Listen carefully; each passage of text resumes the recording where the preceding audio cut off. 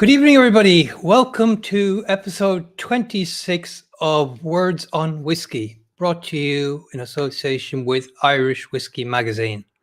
And I suppose, first and foremost, I'd like to thank all our viewers and all our fans for helping make the last 6 months such a great experience for us all.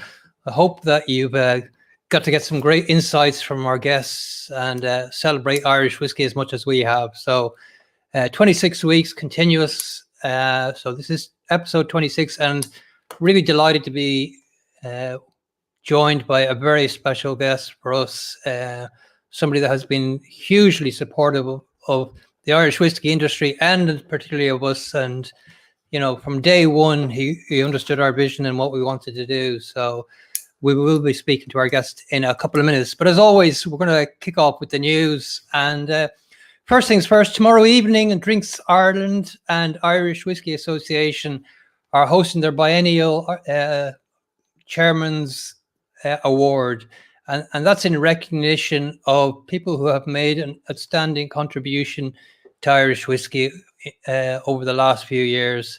So 6 people will be receiving awards, and of course we'll share that news with you next week. So good luck to all those, and I'm sure they'll all be very worthy award winners. And other than that, a couple of new releases. So I think last Friday, this Dunville's PX12 cast strength, I think it's the 3rd version of it, went on sale, and actually it sold out very quickly. So I think the pricing on it was £112, as far as I remember, and it is a cast strength at 58.2%, a Pedro Jimenez sherry cask, 334 bottles. So that's sold out. And then announced earlier today is a new release from Teeling. And this is an interesting new release. It's part of a new series called Wonders of Wood is the name of it. And the first release is a single malt, 14-year-old single malt finished in Amburana hardwood. So Amburana is a hardwood from Brazil, and they assure us that it is sustainably forested. The whiskey itself is bottled at 56.9%, and it's on sale from their online store, the Teeling online store, at €125. So that's it in terms of news for this week. Quite eventful, and I'd imagine that will only increase coming up to Christmas. So first and foremost, as I said, the main reason for coming on the show. Thank you everybody for coming. I know it's been a busy week and everybody's getting ready for Christmas, but our guest today is Mr. Bernard Walsh, founder and chairman of Walsh Whiskey. So if you have any questions, please do put them to Bernard. It's an opportunity. We don't often get Bernard live, so let's welcome Bernard. Good evening, Bernard. You caught me sipping from the glass. Well, you did. Yes, well, you're getting well oiled for the show, so that's okay. How are you? I'm warming up. Great. And thanks everybody for coming on live on the show. And maybe I mentioned to our friends in the Aviators who have an event tonight that maybe they'll pick up on this podcast at a later stage. And even Stephen Walsh has an event on tonight as well, so wish Stephen well.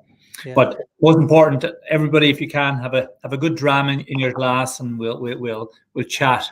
Well, my first choice is I'm having the Irishman 17, one of my absolute favorites. So that's one that it's a huge seller in the airport, I know, certainly, but it's something that diehard whiskey fans certainly enjoy. And this one's at about 56% cast strength.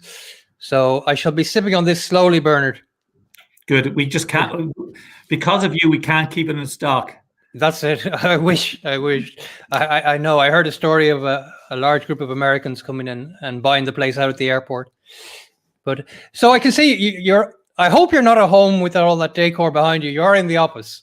Well, yes, I am in the office. Luckily, in one way, I only live 2 minutes, maybe 5 minute run home from here. So. Okay. 2 minutes in the car if I was driving, but I'll certainly be running tonight. You can walk it home easy enough from there. But Yeah. it's amazing. Just in those few minutes, broadband isn't so great out there. The office is super. So it's nice. And also, I'm surrounded by all sorts, not just finished product, but all sorts of experiments here. So I can work. Still tinkering away. Well, tell us first, Bernard, how have you been keeping through the obviously very difficult time with COVID, you and your staff? Well, thanks for asking, Sergius. Everybody is well. We have, and everybody has worked throughout. As you know, the whiskey industry was deemed sort of an essential service. So thankfully, everybody kept working through it. We have, at the moment, we're in the level 5 lockdown. So some have chosen to work from home, and then also we've taken. We're on the top floor here in Equity House in Carlow. The floor down from us became vacant because the company there, they've all decided to work from home as a permanent move. So we've taken that floor as well, so we can space out everybody, and there's plenty of room. So from that point of view, all fine. We definitely, we took it hard for sure in Q2. It was tough for everybody business wise, but the rebound has been very. We were surprised at how strongly it has come back in Q3. Had a very good Q3, and we really believe we're going to have a good second half of the year. So, game of two halves, and I would say the loss of the bar trade, if you like, the on-premise, certainly has been more than made up for by the boost in retail sales. So we've certainly enjoyed that. So that I suppose the big loss is travel retail. So airports, imagine Dublin Airport and travel retail generally around the world. So that's something we can't make up, but we're if we can isolate that for the moment, that's fine. Yeah, we touched on this earlier just before you came on air, and we were talking about the strength of brand, and you do have a very strong brand in terms of the two SKUs that you have, the Irishman and Writer's Tears. Will that translate then, do you think, longer term down to increased sales in the on-trade again? Strength of brand is important. We've been around a while, so it does help. We both, I suppose, the drive for the consumer to retail, but also to e-tailing, the online purchase. So I think smaller firms such as ourselves, we're benefiting from that. So we're getting our brands, we're getting it, Writer's Tears and the Irishman, into more hands. We're getting it visible more online, and that's worked to our advantage. So we're certainly hoping for when the bar trade, the on-premise does come back, we will have just greater awareness. But the bar trade for everyone, even the big boys, it's tough, and you've got to be careful. It's a revolving door. If you put your brand on shelf one day and the next day Johnny goes in and puts his there and takes yours off. So you've got to be careful. It's got to be worked hard, and we've. Luckily, we in the markets that we operate in, we have a good following, we have a loyal following, and that helps in the bars, especially that we work in. Yeah, excellent. Well, I mean, the COVID hasn't stopped the releases coming out. Certainly, Bernard, you have kept active, and you've done a number of releases. You brought your cask strength Irishman and the 2020 recently released from the Writer's Tears, but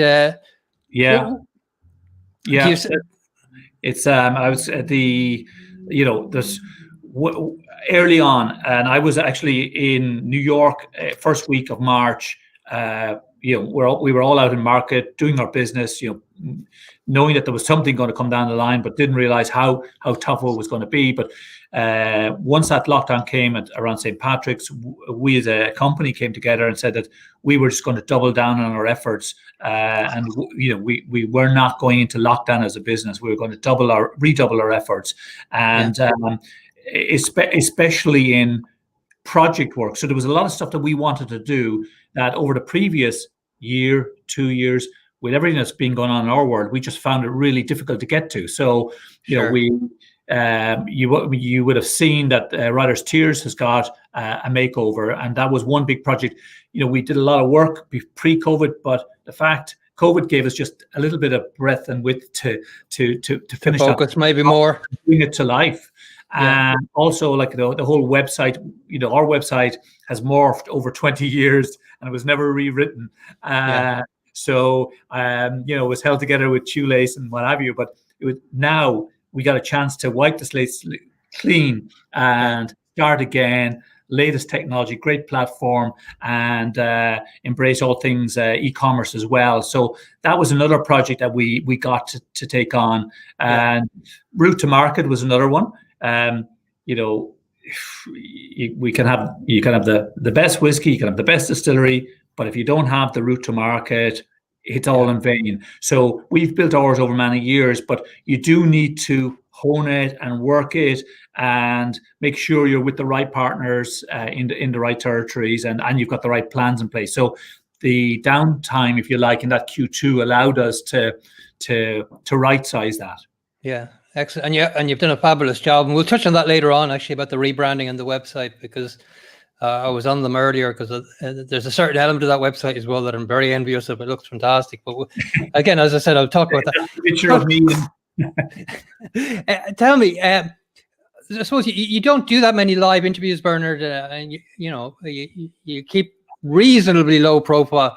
But could you tell us all how? Firstly, a little bit about your background. I know you're a Tipperary man, and I know you went on then to move to Carlow. But could you tell us a little bit about your background and maybe how you, even pre the first whiskey involvement, what your background was? Well, I must mention, as a Tipperary man and a hurling man, a tear came to my eye, and it wasn't writer's tears on Sunday when that football team did what it did. It's stuff of miracles, and you got to believe that.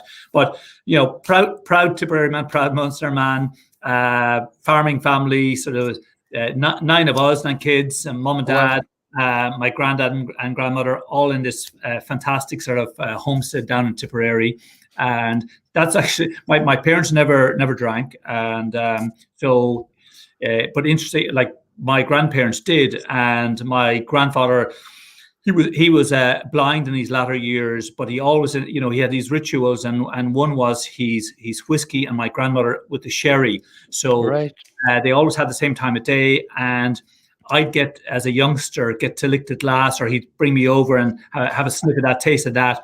And his favorite whiskey, Writer's Tears or the Irishman didn't exist then. His favorite whiskey, Redbreast. Oh, right, okay. Yeah, that was his tipple. And and the sherry, of course, you would have all the usual names in the sherry cupboard. But it was an interesting introduction for me, because it was just getting a taste for something to follow on. Because I suppose as a youngster, a teenager, of course, I wouldn't have had whiskies in my portfolio. But I graduated a computer science, IT background, had a fantastic 16-year career in IT. And that, in fact, my early years in the 80s, my first transatlantic trip from the office in Dublin in a software firm was actually on the ferry from Holyhead, from Dunleary to Holyhead. We had a client across the water. So that was my first, forget about the airplane, it was on the boat.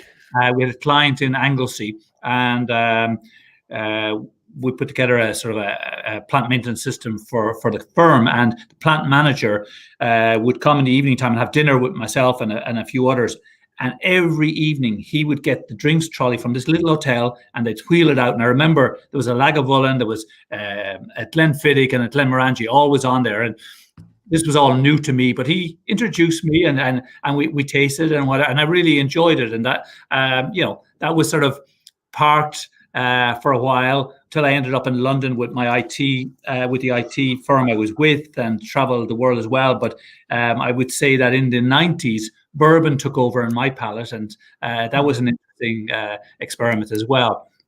But again, I would say, fledgling new to whiskey and all of these and learning all the time.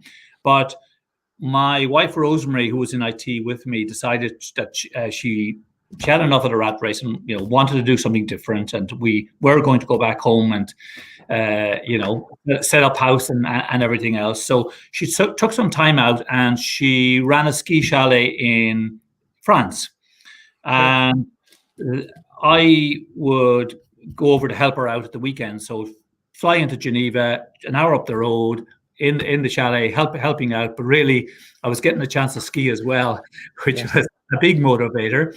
And every night she would have maybe 20, 24 people to entertain, dinner, blah, blah, and I would help out on the after dinner drinks. And Irish coffee was her signature. But I couldn't make Irish coffee, and Rosemary, I'd come out with a tray and it'd be swimming. So eventually, she said, "Listen, pre-batch it. The whiskey, sugar, coffee was all pre-batched. We added hot water. All I had to do was add the hot water. Fail safe. She'd pre-whipped already, and away went. And that's how we managed it."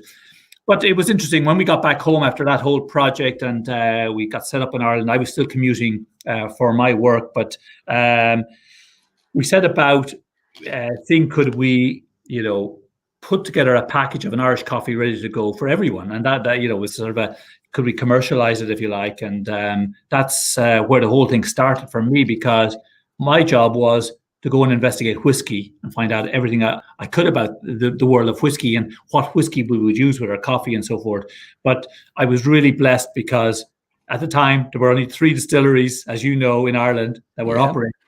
And I got to go to the 3, but it wasn't just the 3. It was all the combination variations of bottles, no different than tinctures like this that they'd put in front of me to taste and talk me through it. So I was immersed in that, and I was really well looked after. And remember, even they'd send me. I was Gil Jeffers, who ran Irish Distillers at the time, saying, "Get on your bike, get on the boat, go back across, go up to Scotland. I want you to go to this distillery and that distillery." I remember going to Glen Grant.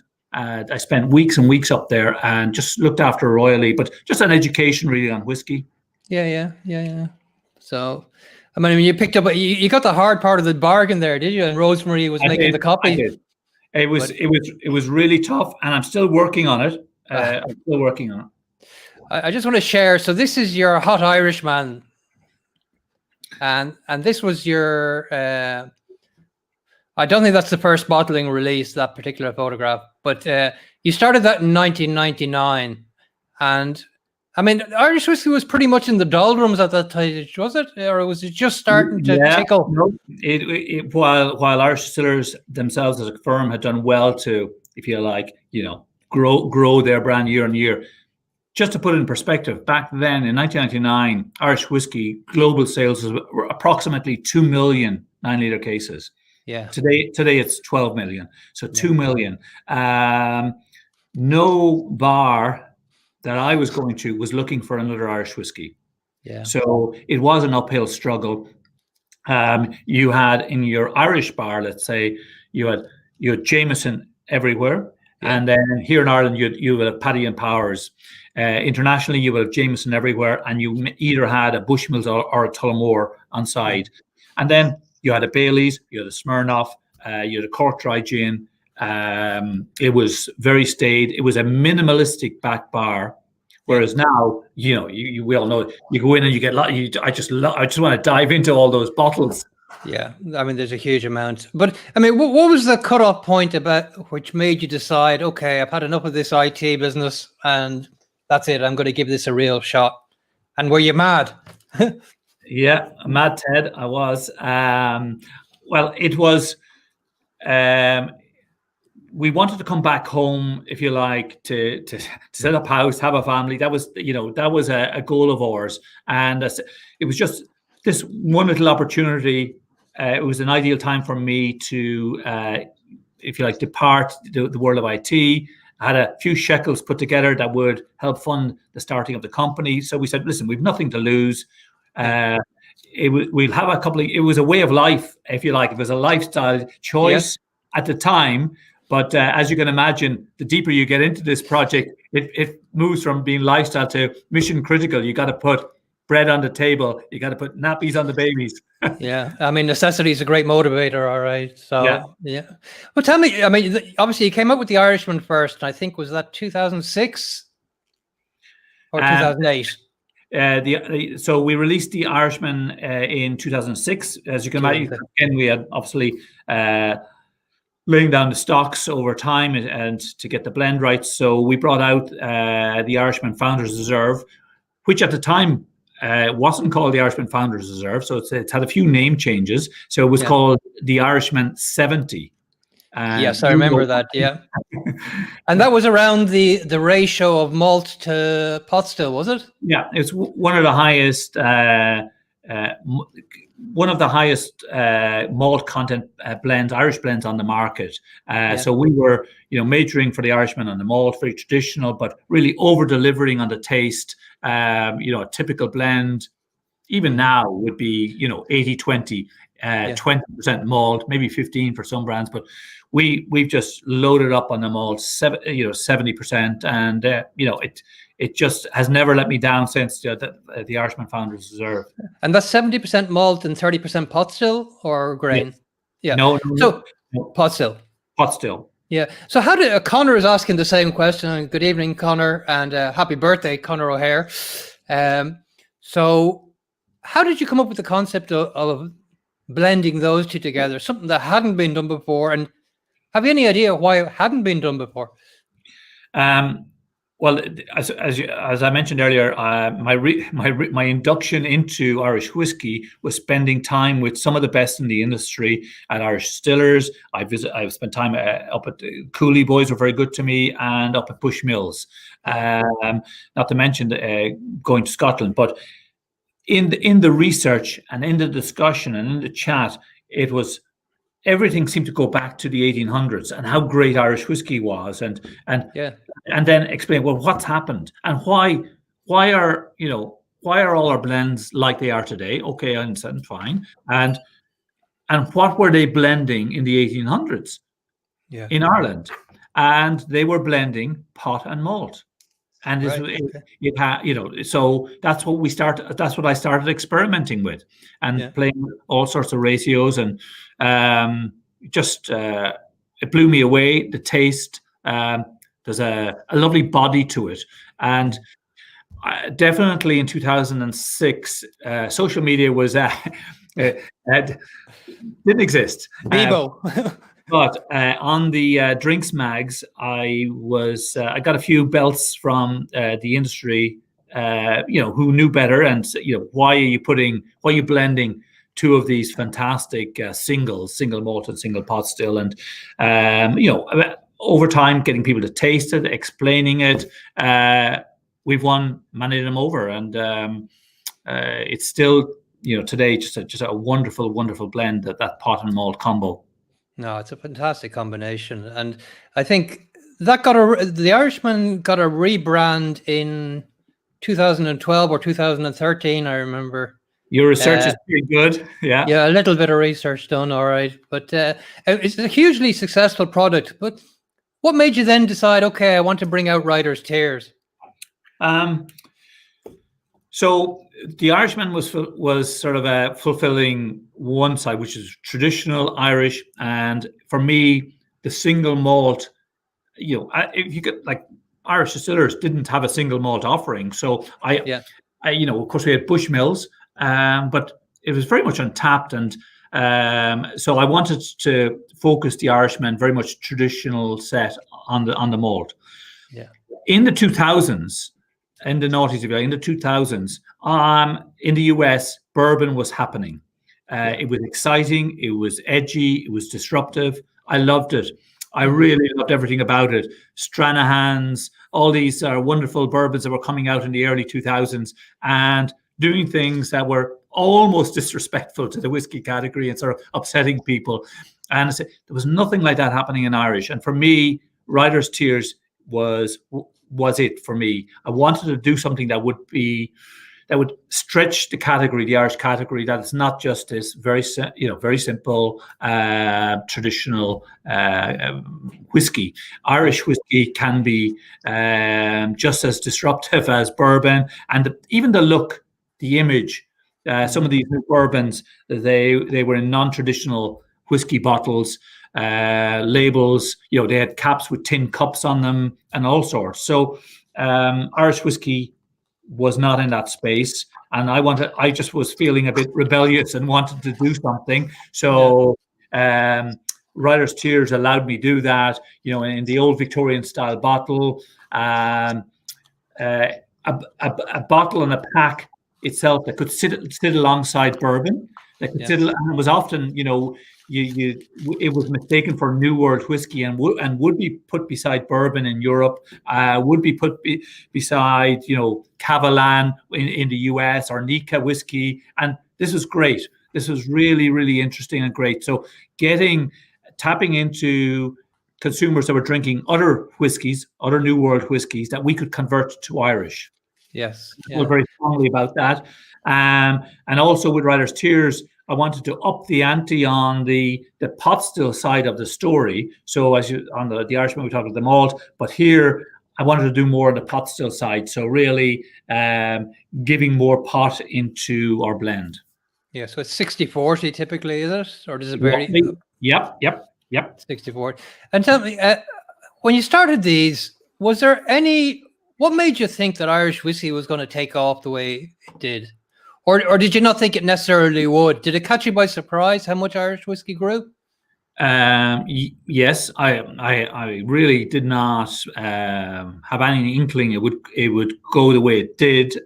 For me, as I say, firstly, it was a way of life. It was a lifestyle choice that we were moving from the rat race in IT. And I know you're an IT man. Just taking a little step back, coming home to Ireland, setting up shop, which is our home and the family. And it was, very, very, very simplistic view. But there was a lot of learning in those early years, and I suppose we won a lot of following, a lot of fans in a lot of the markets that we went to, where people understood what we were trying to do and doing something different, and in many cases being the first there. Canada would be like, we were one of the first of the newbies, if you like, to Canada, and now Writer's Tears, as an example, is the number one, what they call deluxe, in the deluxe category, which is the super premium. So Writer's Tears at the LCBO Ontario is the number one deluxe, and that's just years of shoe leather. I've walked the streets in the snow over there, and it's paying dividends. Yeah. So obviously, making the transition over from a very corporate world, I suppose, and a lot of travel, to doing what you're doing now. And as you say, in the beginning, it's nice and refreshing. It's a bit more relaxed in one sense, but obviously you have to work extremely hard. And you're probably working harder, I'm sure, than you would have done with all the travel and everything else before. But at least it's your own reward now. Exactly. And it's the big thing is, employing our great team is a huge responsibility, and I feel it. That's what I feel every day, is that responsibility to them. So through COVID, making sure that everybody had a job to go to with us, and they were looked after that way. So very proud of that. Very proud of when we had that demerger with the Italians, that again everybody was looked after and everybody came with us, and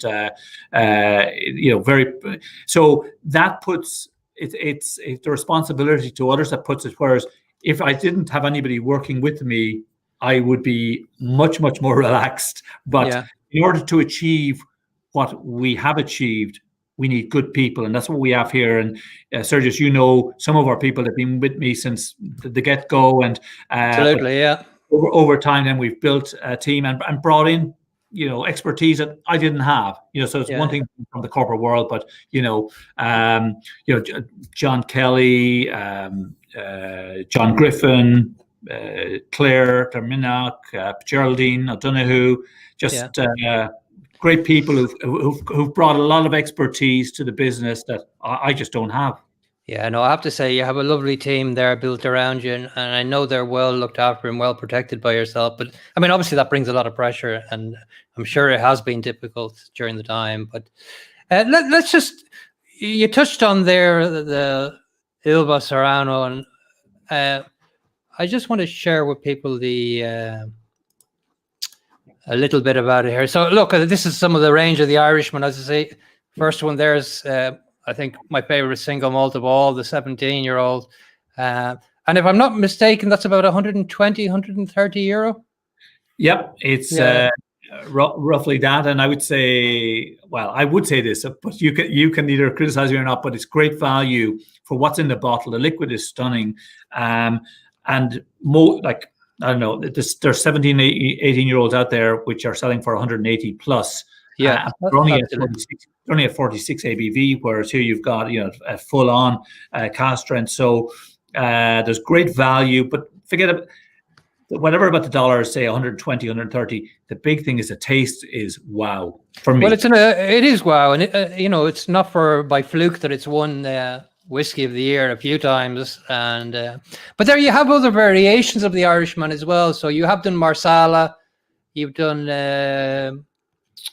Well, I'm drinking the single malt sherry cask at the moment, which we just which you'll get in Ali at the Celtic Whiskey Shop. So this is the first time it's been done in sherry, is it? The Irishman on its own, yeah. Single malt, yeah. So you know, there's as you know, and your listeners there there's a never-ending array of barrels to work your way through, and I saw you put up there a Teeling on the news, and there's just a never-ending array of barrels. So listen, you only get to hear about the good ones, the ones that work, but I can tell you there's ones that don't work, and I have to drink them. Yeah, if I'm not mistaken, you take more risks on the writer's tier side. Is that right? More experimentation. Risk is the wrong word. Yeah, experimentation, because it's a disruptive brand versus the Irishman, which is more traditional. So we better respect that. So yes, writer's tiers is out there having a bit more fun, and but I can tell you, look out for the Irishman later next year. It is getting a makeover, a serious makeover. Okay. I have to say, I mean, I don't know which outsells the other. I think previously, a couple of years ago, you had mentioned to me that they sell relatively in equal measures. Yes. But I think the writer's tiers, for me, at the standard writer's tiers, a copper top, it's an unbelievably good whiskey at the price point that it's at, and it's something different and combines two things. But I'll come on to writer's tiers a bit later on. But and here, I don't mean to stir anything here by putting this picture up, but this was obviously the distillery, the former Walsh distillery, now called Royal Oak, and I remember being there for the opening, official opening in June 2016. A fantastic day, and it's a fantastic distillery. What was it always something you wanted to do, Bernard? Create a distillery? Yes, it was. But let me take you back a bit, because I always said, and had you other people would have interviewed me back in the early 2000s, but if it was you, Sergius, I would have said, listen, we're not ready for a distillery yet. It was about two things: building our brand, getting it out there, working on a route to market, because and that's my IT background and that corporate background, knowing, you know, to make a success of this, we didn't want to saddle ourselves with a very expensive production unit, and that's what a distillery is. A distillery is like a puppy. It's not for just for Christmas. It's for life. It's a big commitment, and so for me, it was about getting everything in line. So getting our brands out, getting the route to market sorted, and once that you're getting that traction, that's your train to pull something from the distillery. Now, what we have in writer's tiers and the Irishman is wonderful liquid from Irish distillers, distillate, which we were never replacing. And again, you can go back on my interviews and you'll see this. I know that. We're creating new distillate in a new distillery to bring new expressions, because it was like an extension of the innovations in the lab and so forth. But in 2008, I actually got my first quote for a distillery for the plant and kit, and I sort of had to have another whiskey after seeing that, and said that, listen, it's going to be a couple of more years before we can get together the money to do this. We're not going to do it unless we have the money to build and to lay down stocks. So that was clear. In 2011, we were on a Sunday drive not far from home and past Loughlin Bridge and down by Royal Oak, and we saw the old estate gates, and they were sort of dilapidated and hanging off and whatever else. And we're saying, I wonder what's happening in there now. You know, we've never been in. Nobody's been in there for like a half century, because unfortunately the estate was sort of very much in lock up. And so I'm very curious, and said, next morning, it was a Monday morning, that was Sunday, Monday morning, 7 o'clock, got up early before I went to work. I said, I'll go down there. November 2011, I got down, I jumped the gate, walked up the old avenue, which you've walked up, through all the old oak trees. It was a foggy, frosty morning. It was amazing. Got up to the house, and the whole place erupted. Birds everywhere. All right. Okay. Hadn't been disrupted like that as early as that in a long time. So I sat on the steps of the house, and I watched the sun come up, and I just said, "This is the place." You know, and I had been to many sites looking at for sites. It took me 2 years. It took me 2 years. Of course, it wasn't for sale, so it took me 2 years to convince the owner to sell it to me. And there's a whole book in that piece, just trying to get him to sell the house and the lands. The house, of course, was dilapidated. Yeah, I think the house has been restored, or you were certainly in the process of restoring the house itself at one point. Yeah, we you know, our plan, and we executed a lot of that, which was first of all, save it. So we roofed it, get the rain and the weather element away from it, and that was we worked with a couple of great tradesmen in the area doing that. Really enjoyed that. And then over time, then bring back the yard and other facilities there. So I'm really proud that we've sort of saved the structure. There's great history in that building. Well, I mean, you more than saved the structure. You built a distillery on a fantastic site, and it is a beautiful distillery, a very well equipped distillery as well. And I know there was a lot of money spent in it. And in 2013, I think you started the partnership with Ilva Serrano, the Rain family, and you know, I suppose that helped with the development of the distillery and get it over the line. It's all about funding. So we were not going to start this till we had the right funds available. And I went on a road trip with an investment banking company for 2 weeks. We covered Europe and North America, visiting a lot of the top houses that you will know. And 2 weeks after we got back, we had 4 offers, let's say, on the table, all different shapes and sizes, and we chose the one with the Italians. Yeah.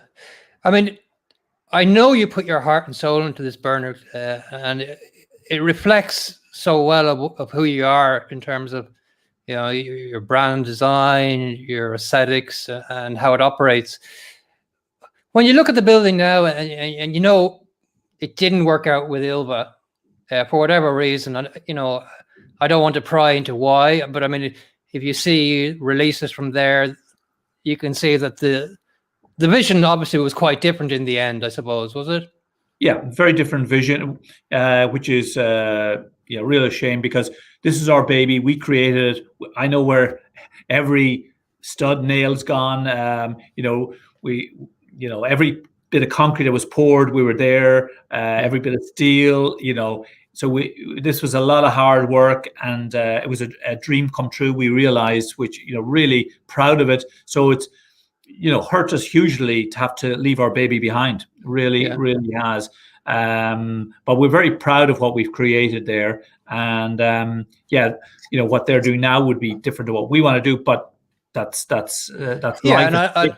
And we're young enough and energetic enough to be able to go on and continue the great story we have with our whiskies. Yeah, well, I mean, it's a testament to how strong the brand is that you have built, Bernard. That this would have broken a lot of other companies. But as I say, you have a very strong brand, and obviously you must be very persistent and strong belief in the brands yourself, obviously, to keep it going. But did it hurt at the time? Did it take a while to get over? Was there resentment? Was there self-pity? I told you at the beginning, I'm a Tipperary man and a Munster man. So I got big shoulders. I can take this. And this is, it does hurt hugely. Of course it does. And that the more I see the picture there, the more I want to cry, but I'm not going to. I would say for my family and friends and the lads and lassies that work with us, it hurt them hugely as well. And whereas I was working through this with the shareholders from both sides, and I had time, I suppose, to adjust as I was going through that, because it was quite stressful. But my friends, family, and my colleagues, they hadn't had time. So when when it hit them, it hit them. Yeah, I mean, look, Bernard, adjustment. Yeah, I mean, you wouldn't be human if it didn't get to you, obviously. But I mean, the thing is, there is still a fantastic distillery built there, and it's something that you should be hugely proud of. It's certainly one of the most beautiful distilleries out there. But again, as I said, perhaps it's given you maybe the ability now more to focus on the brands and sales side of the business. Was there a burden of having to keep the operating costs of this in check and keep it in operation? Was that distracting to some element?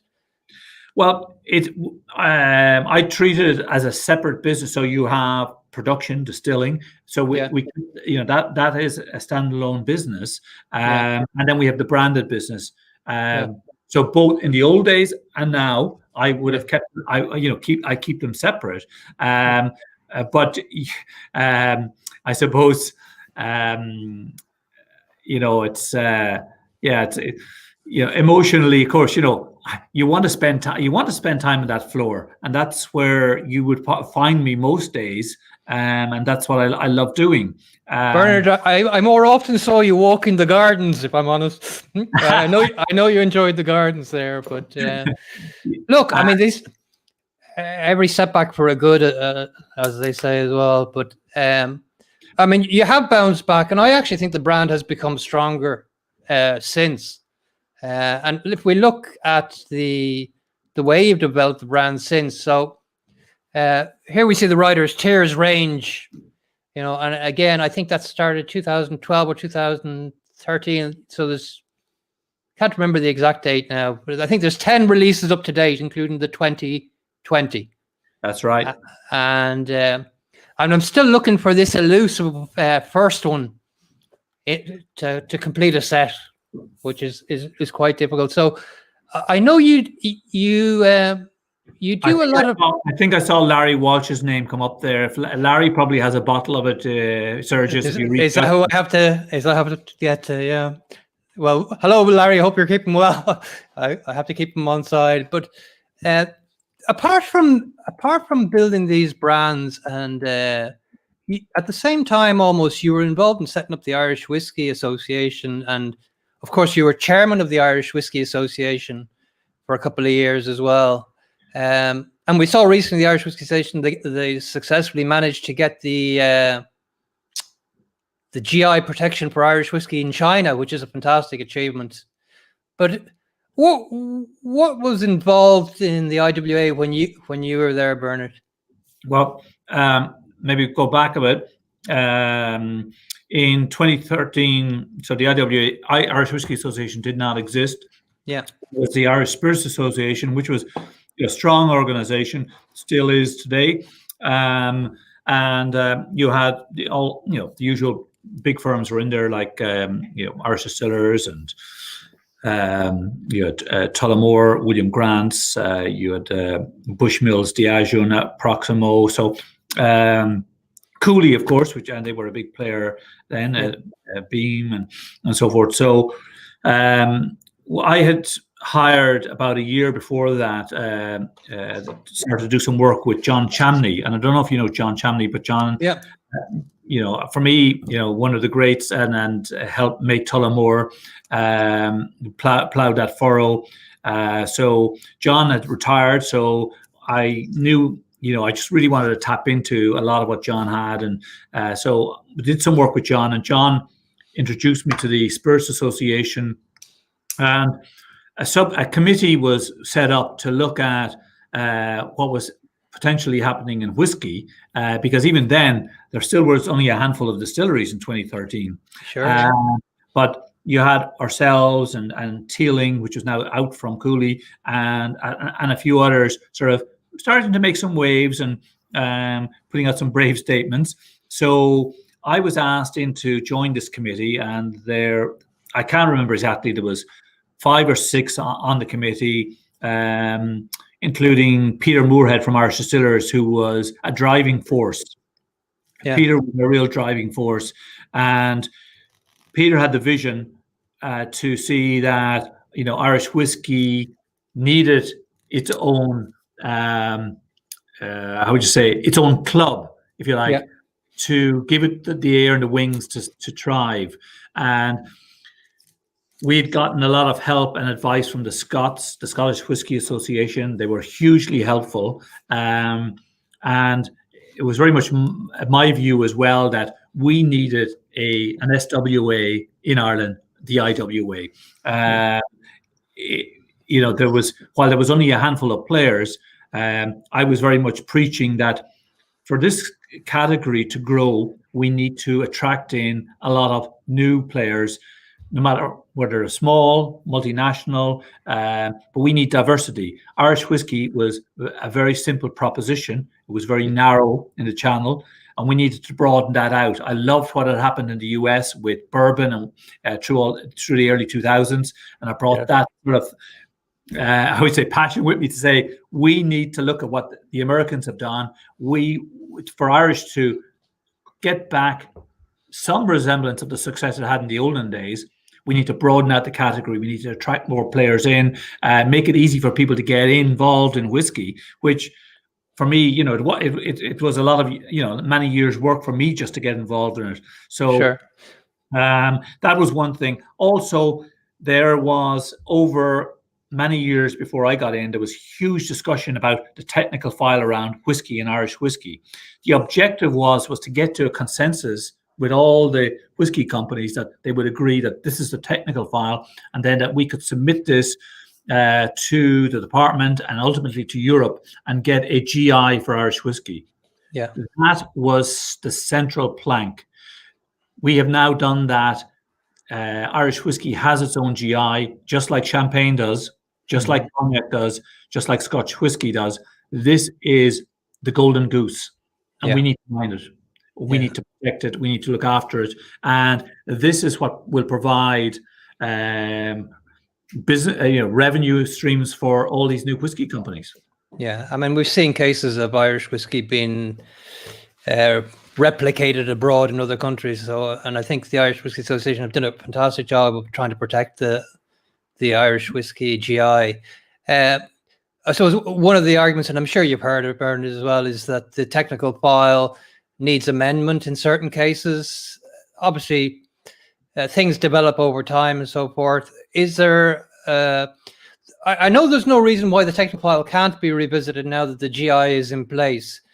Do you see any requirement for the technical file to be looked at, or is that dependent upon the industry and the consensus they reach?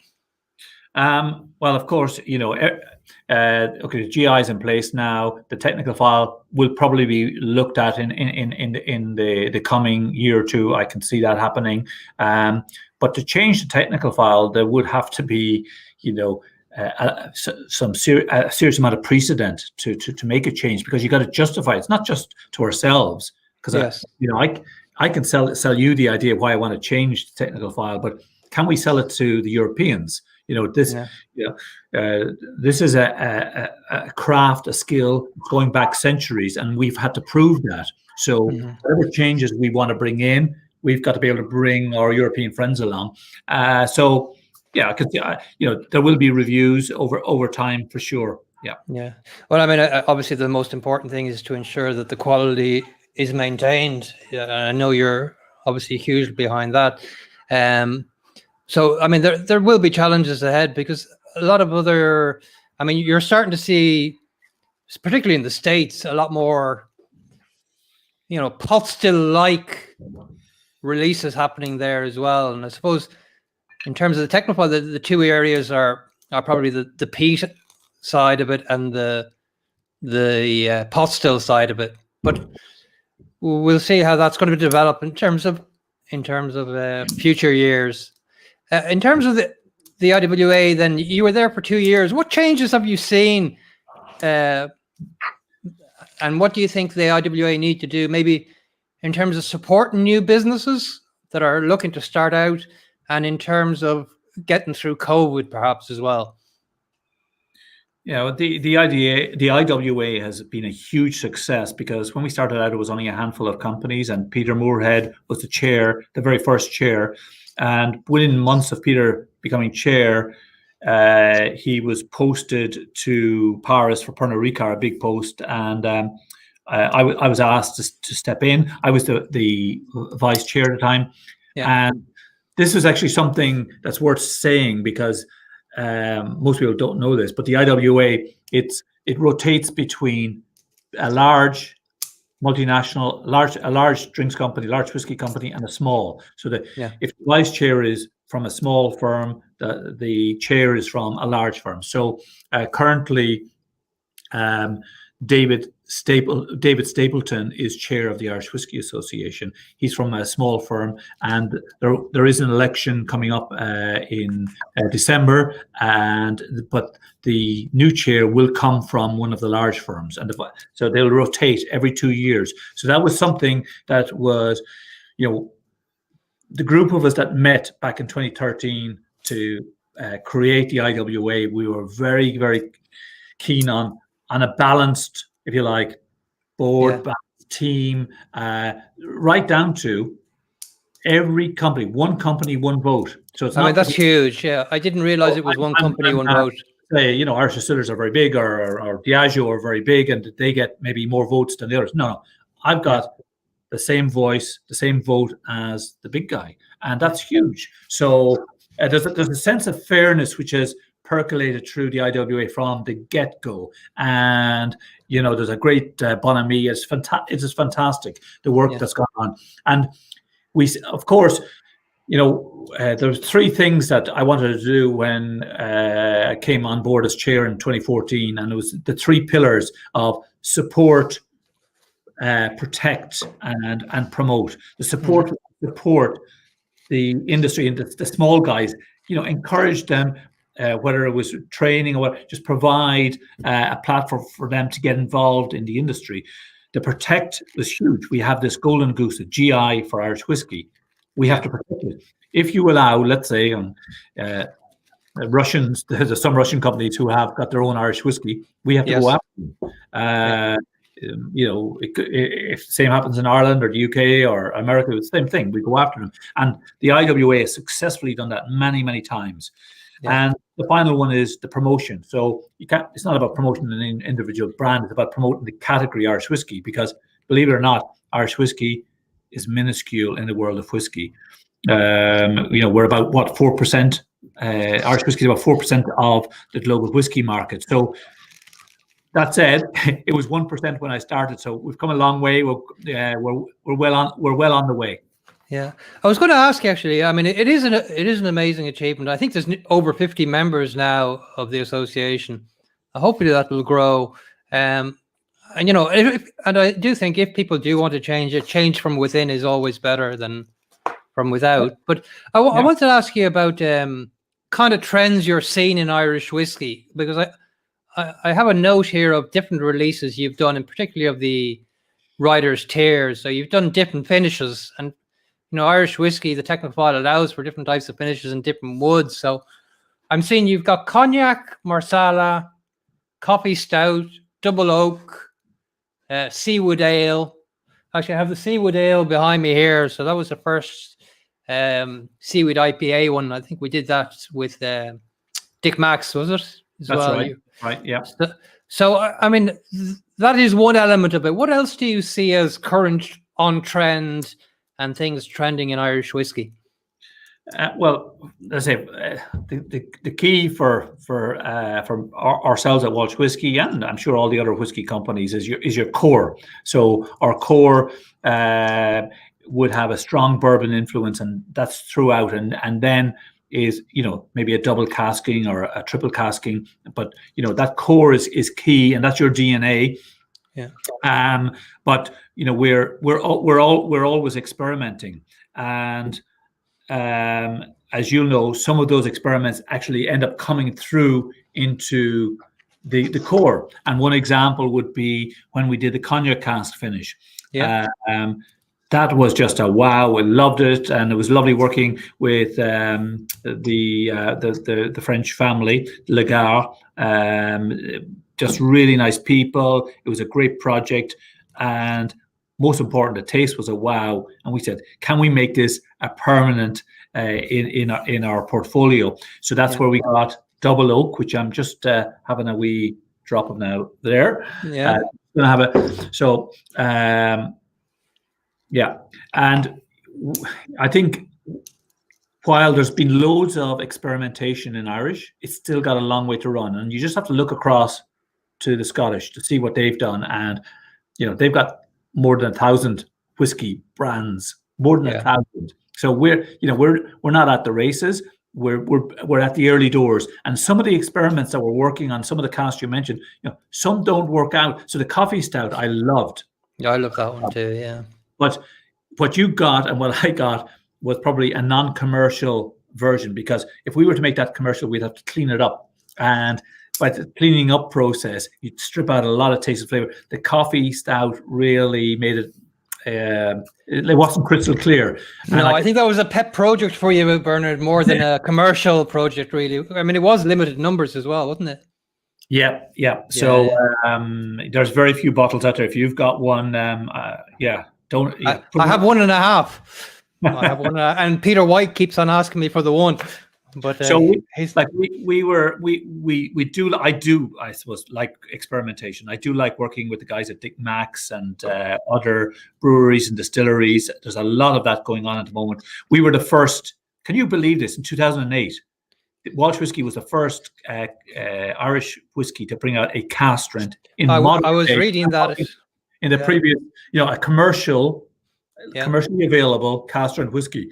So there was no need for the other whiskey companies back then to do that, because there was no competition. There was room on the shelf for the three brands we know. There was room on the shelves for them, but they didn't want another. There was no need for another whiskey. So we had the job of stretching out, and Irish whiskey shouldn't just be this simple stream. And when people say it's Irish whiskey is smooth and simple, it can be complex.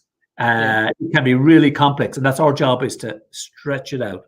Yeah. Is there a point too far in that stretching out?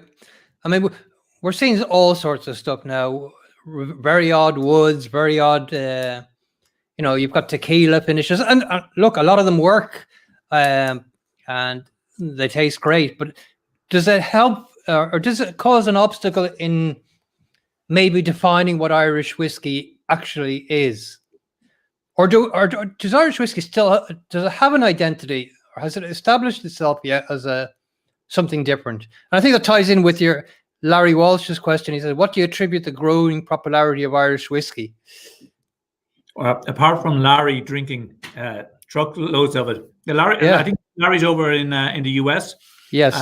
So thank you, Larry, for supporting the Irish whiskey industry.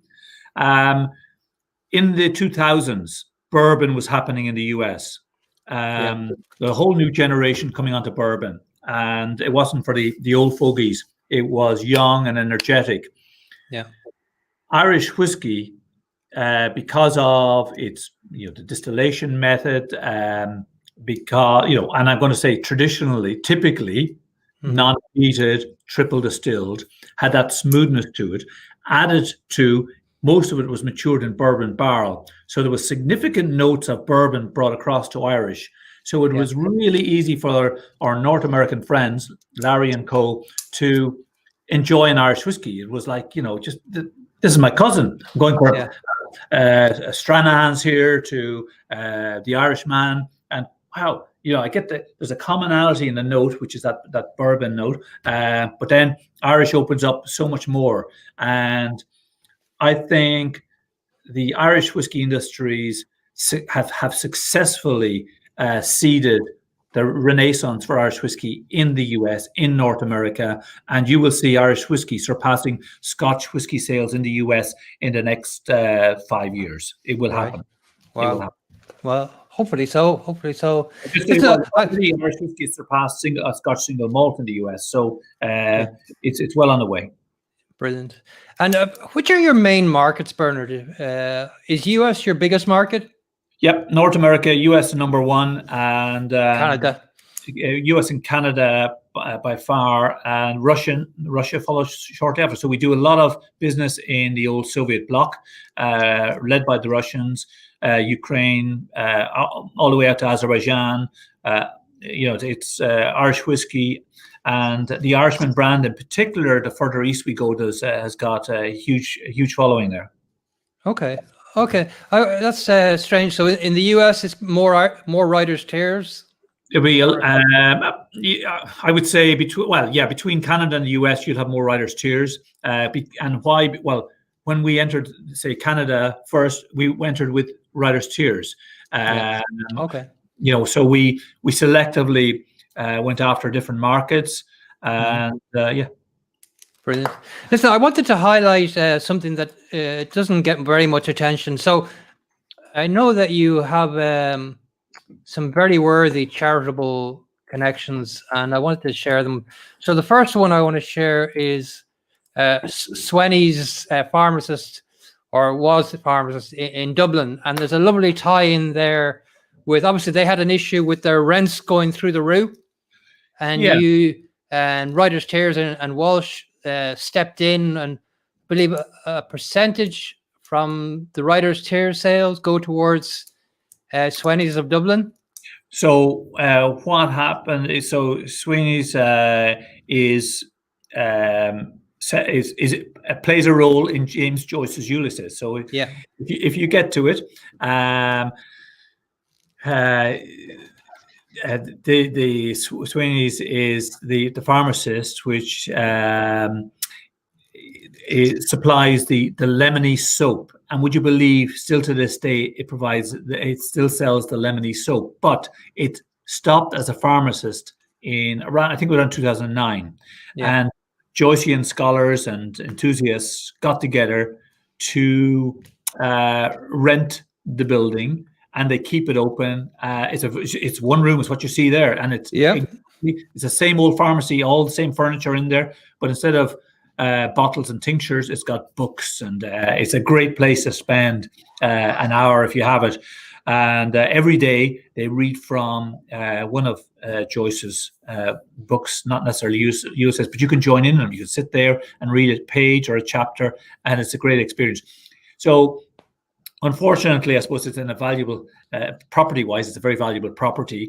And I think in order to get the tenants to move on, the rents were being jacked up. So we came in support of Sweny's and said that we would help with their rent, which we do. And we also committed to buying a lot of lemony soap. So if anybody wants lemony soap, we have lots of it. So we do that every year, and it's just one of the jewels in Dublin's literary crown. It's an institution. Yeah. It would have been such a shame to see that go. And I know several people from the whiskey community have helped, but yourselves really came in strong there and put the support, as you have done on various other projects as well, Bernard. I have to take my hat off to you. And one of the other ones then is let's see if I can find that. So actually, it was this collection that you did a raffle for the Jack and Jill Foundation. Yeah. And that you had the whole set, and some lucky winner won all 9 bottles, and then you agreed to give them the 2020 release as well. And you raised €16,000 for the Jack and Jill Foundation, which is a great cause for looking after children. So, Yeah, Congratulations on that, Bernard. They're a wonderful charity, and we know, and our connection there is local. And the Jack and Jill will always say you're never more than 20 kilometers away from a Jack and Jill child, and what they do there is just outstanding. But when myself and Rosemary were starting out on the business in '99, before we sort of pushed go, we knocked on a door up the road here, a lady called Marianne O'Brien, who had a chocolate firm called Lily O'Brien's, and we knocked on her door. Just we admired what she had done, and we wanted to sort of just ask her advice. And it unfolded then that Marianne and Jonathan lost their son Jack, and that was our introduction to the Jack and Jill, and we have been just fans and supporters of them ever since. They've done a wonderful job. It's a great charity, and any little we can do, we do. It's not we'd like to do more. We would like to do more. Yeah, well, I think you do an awful lot, and these are only some of the things. I know that you've been active. Certainly, you were active in the local community, holding arts festivals and things like that. So, very much commend you for that, Bernard. And I hope long may you get the opportunity to carry it on. Yeah, they're the fun bit. They're fun getting involved with whether it's a literary festival or a music festival, and it's we enjoy those. So it's not it's fun as well as work. Yeah. Just we touched on brand earlier, and you talked about the rebranding of Writers' Tears, which hadn't been touched from the very beginning. And I say rebrand because actually that's the wrong term, because I'm delighted to say that the brand has stayed intact, and it is a redesign, and there are some subtle redesigns. Why did you undertake a redesign, particularly at this time? Yeah, well, Writers' Tears is, first of all, it's a premium liquid, premium whiskey, and we have, well, people have said, why don't you offer something in the standard category? There's enough people doing that. We wanted to do, special liquids, really, and give more back to the consumer in what's in the bottle. Mm-hmm. So Writers' Tears has always done that. It's packed from the get-go has been non-traditional, but after over a decade in the same pack, in the same dress, we saw how other spirits categories were moving at a pace. And in particular, I take cognac. You see what they're doing in cognac in travel retail. It's just wow, the package and everything else. And they have got great provenance in their cognacs. And I was just struck by it. And Irish whiskey, we've done well, but I think we all need to up our game now in how we present ourselves. And we said the brief was very tight. We like the bottle we have. We like the pack we have, but we want to give it a makeover, a light touch. That was that was the remit, because we don't want to alienate our fans that like Writers' Tears, and I like it. And the bottle was very different, so we've kept that tall Victorian bottle. We've embellished the glass. Yep, there it is. There, the new one, and you do have to look quite closely to to see the differences. Everything is subtle. There's lots of subtleties in it, and once you get it in hand and you're sipping your whiskey, you'll see a lot of the little cues, like the glass tier, the name embellished on the bottom of the bottle, the WT cutout. You haven't mentioned the James Joyce portrait of an artist as a young man, blind embossed on the label. So after a few whiskeys, it'll become clearer. Yeah. All right. Lots of little detail, which will reveal itself. But again, you should feel comfortable that that's the same old Writers' Tears as always. So it wasn't a shock and all.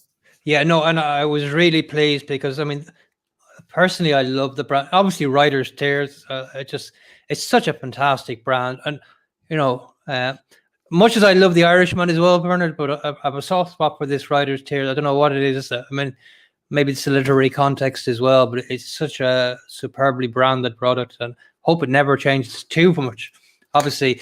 But the other side of things is you actually went and you did the website as well. And I have to say, you did an exemplary job with the website. I don't know who did it for you, but who you worked with, but it's a fantastic, very reflective of the higher end that you portray in your products. We were, lucky. First of all, I got Claire Minnock, and Claire worked her backside off to get this to happen. We were really lucky with Board BS, who gave us lots of help and guidance, and also with our branding. They have the consumer insights team there are just wonderful people. So hats off to them. So lots of support, because again, we only know what we know. So there's a lot of things we don't know, and reaching out to people has been fantastic. So we got a lot of help there. But again, just like our pack that you've just read, the new bottle, if you like, with our website, we're coming. That old website was 20 years old and had morphed over 20 years to support, and it just couldn't work anymore.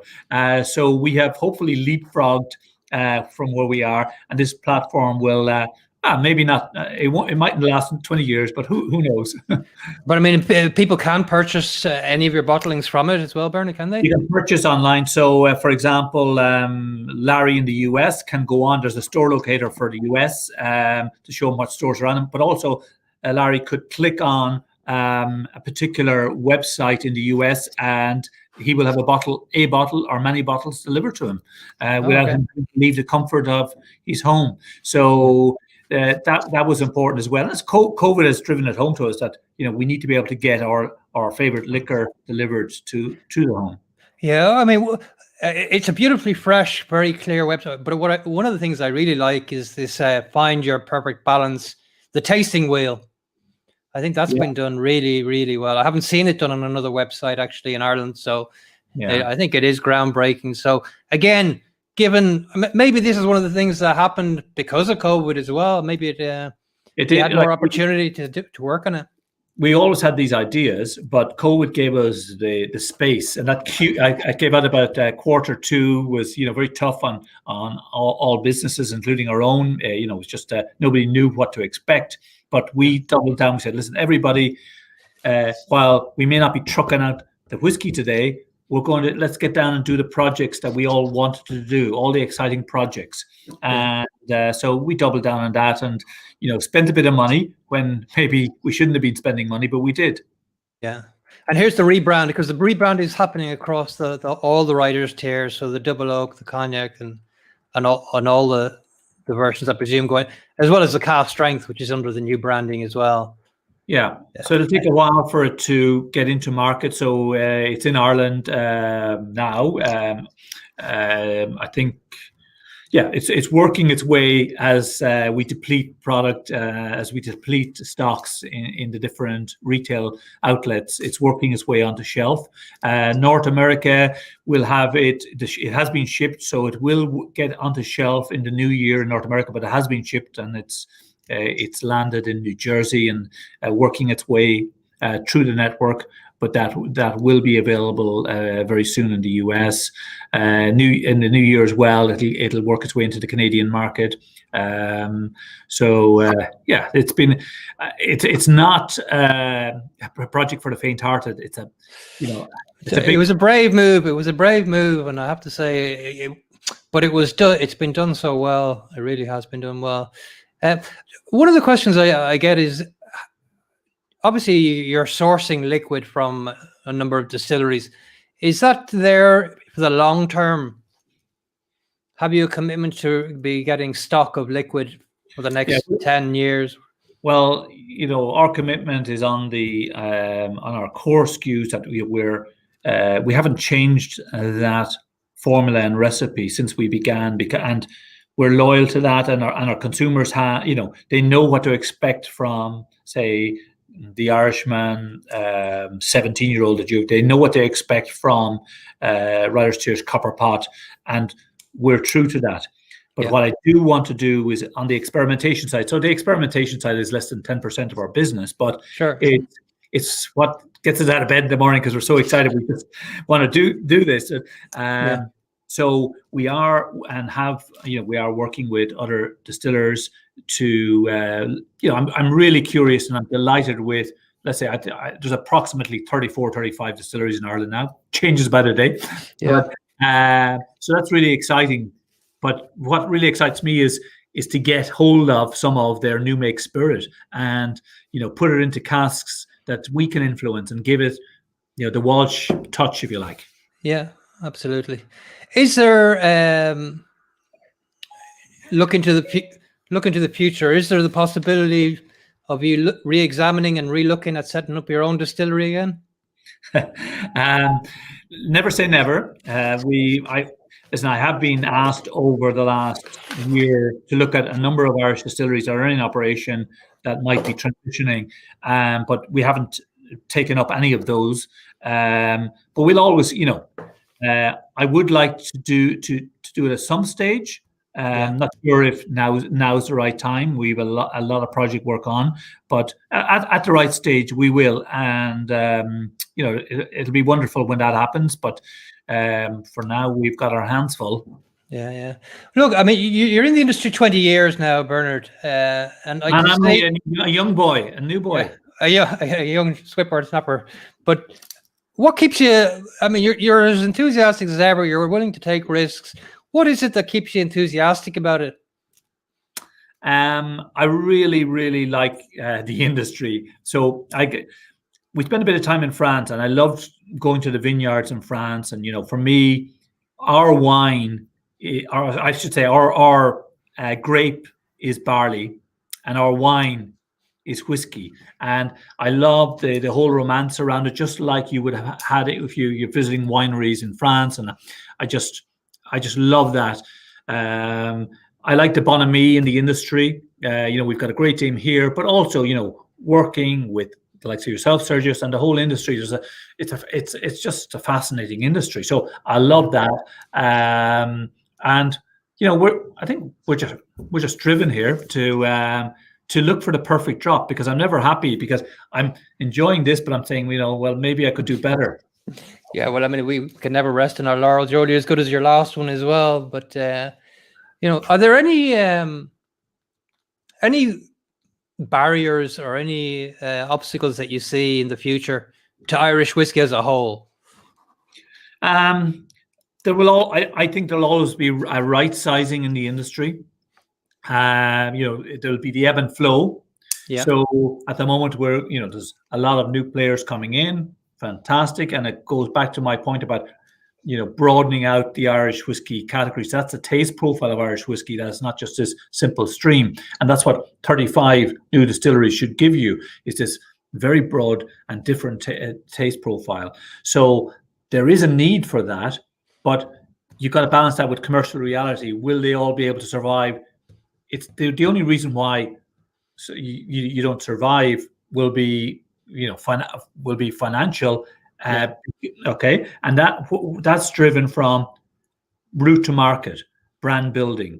So the success, the rewards are there if you can build your brand and get route to market. So this is going to be a challenge for all those young companies in Irish whiskey. Unlike in Scotland, where that's a well-trodden path for the last 100 plus years, and we now have to play catch up. And it is a big challenge for the new whiskey company who don't have a brand, have to create it from scratch, but also have the overhead of running their distillery, and then they have to go out and create a route to market. So we've sort of done it in the reverse. We said we'll get our brand right, and we'll build the route to market, and then we'll think about the actual distilling in itself. Yeah, well, I certainly think. I mean, you're very much at the forefront.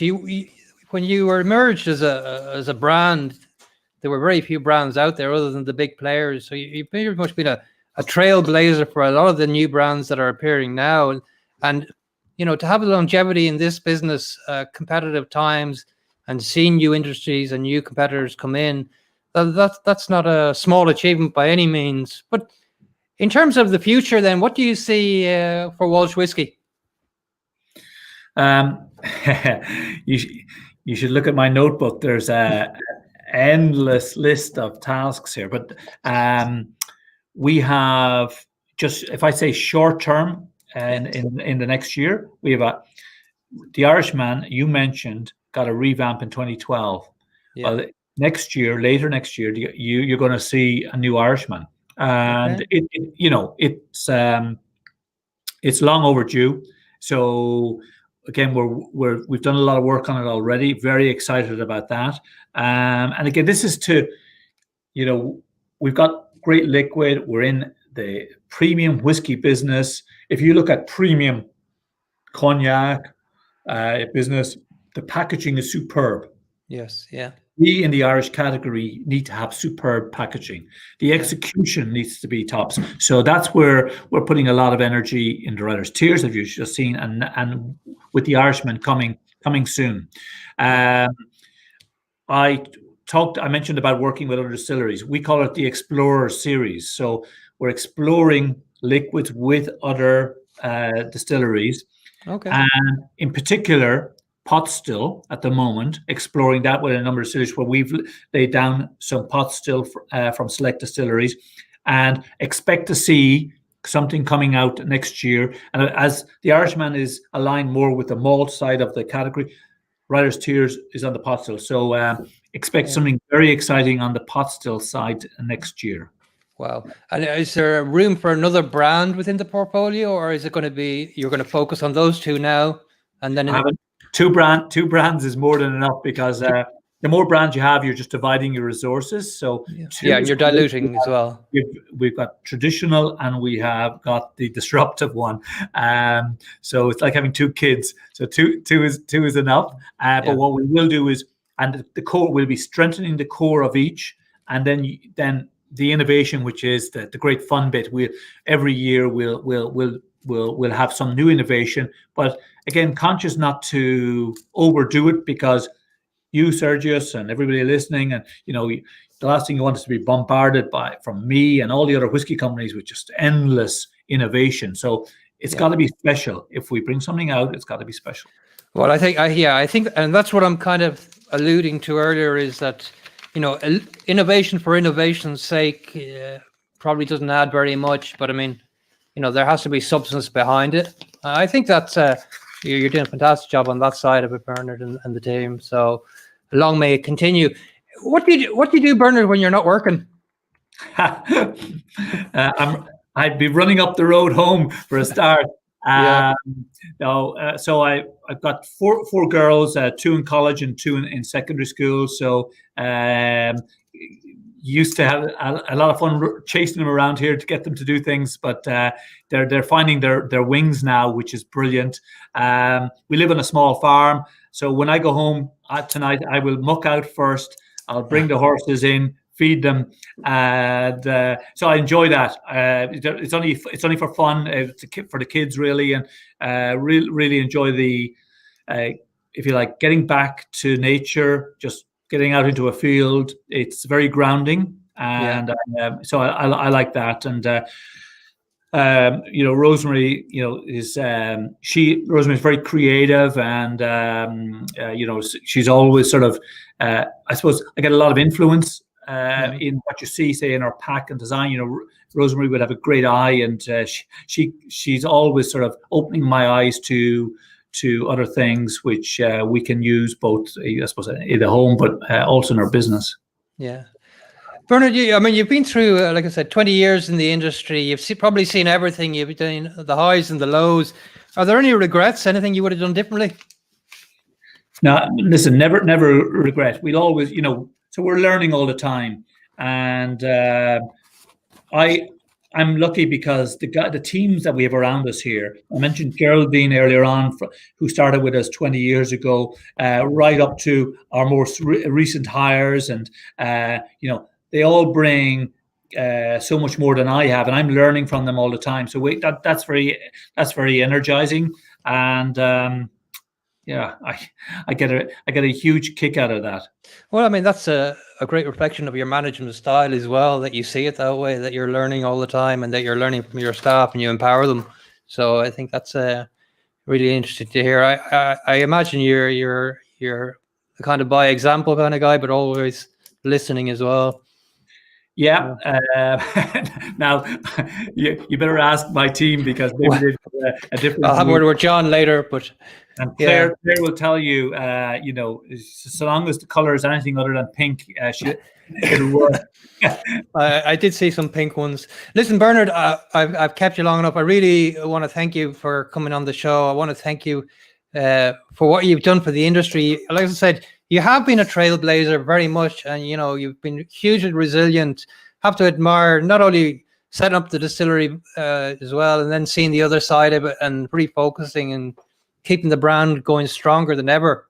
And it is a fantastic brand. So I'm so delighted that you haven't butchered it with the with the redesign and so forth. But I just want to wish you and your team every success, and as well as that for those readers of the magazine.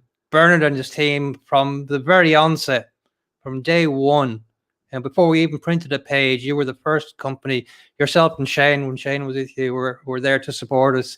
We're hugely and immensely grateful for that support, Bernard, and the encouragement as well, which was huge. So thank you very much. My pleasure. To all your listeners and readers. Listen, it's a great magazine. We enjoy every read of it. Can't wait for the next version. And wishing everybody well through these COVID times. And maybe we raise this glass to the great Irishman Maradona, who passed away recently today. So raise a glass to the outrageously gifted footballer. So cheers, everyone. Slán, Bernard. Take care. Bye-bye. Yeah. Thank you very much. Take care. Stay safe and well. Well, I hope you enjoyed that as much as I did. Always great to speak to somebody that I actually always like to bounce ideas off, and he's been hugely supportive, as I said, and I think he shares that with the whole industry, and I can't think of a better ambassador for Irish whiskey and those looking to start up. So thank you very much. Next week we have another show, something a little bit different next week, and we'll fill you in on that later on. But take care of yourselves. Thank you very much. Thank you for 6 months of being a real honor to be able to have these shows and have some amazing guests. So take care. Slán.